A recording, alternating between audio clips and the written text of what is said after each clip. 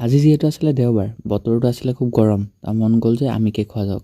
তাৰপাছত যিহেতু আমাৰ পূৰ্ণিমা আছিলে আজি, তাইক ক'লোঁ যে আমখিনি কাটি দিয়া।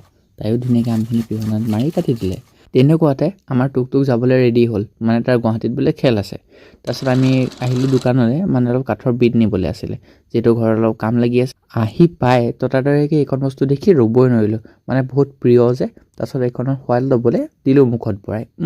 কি যে টেঙা আছিলে নহয়। বাৰু আম কাৰ প্ৰিয় তলত কমেণ্ট কৰি জনাবচোন। তাৰপিছত ঘূৰি আহিলোঁ নিজৰ কামলৈ, মানে বিটখিনি গোটেইখিনি চাইজত কাটি ল'লোঁ দৰ্জাখনৰ জোখত। তাৰপিছত আমি এইখন দৰ্জা বনাই দিলোঁ। যিহেতু এইখিনি কাম ভালকৈ নিজে কৰিব নাজানো, অলপতো ভুল হ'বই।